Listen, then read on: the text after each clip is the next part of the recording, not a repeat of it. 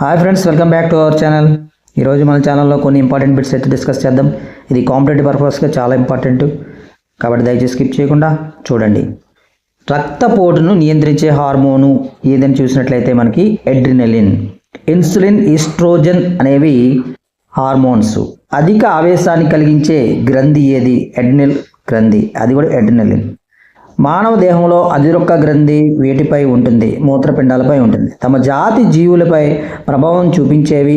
జీవి శరీరం నుంచి బాహ్యంగా విడుదలయ్యే సమ్మేళనాన్ని ఏ విధంగా పిలుస్తారు అంటే ఫెరమోనులు అని పిలుస్తారు. స్త్రీ జీవుల్లో ద్వితీయ లైంగిక లక్షణాల అభివృద్ధిని నియంత్రించేది ఏదంటే ఈస్ట్రోజన్. శిశువుల్లో మాత్రమే ఉండి కౌమార దశలో అంతరించే గ్రంథి ఏదంటే థైమస్ గ్రంథి. గర్భనిరోధక మాత్రల్లో ఉండే హార్మోన్ ఏంటంటే ప్రొజెస్టిరాన్. పిత్తాశయాన్ని సంకోచింపజేసి పైత్యరసాన్ని స్రవింపచేసే హార్మోను ఏదని చూసినట్లయితే కోలిసిస్టోకైనిన్.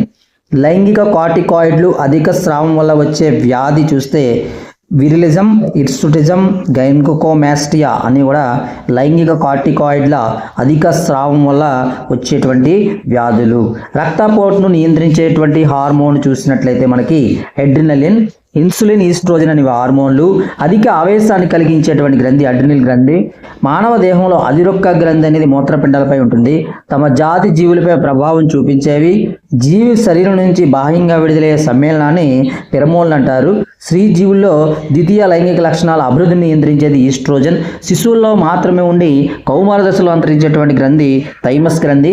గర్భనిరోధక మాత్రలలో ఉండే హార్మోన్ చూసినట్లయితే మనకి గర్భనిరోధక మాత్రలో ప్రొజెస్ట్రాన్ అని ఉంటుంది. పిత్తాశయాన్ని సంకోచింపజేసి పైత్యరసాన్ని స్రవింపచేసేటువంటి హార్మోన్ చూస్తే కోలిసిస్టోకైనిన్.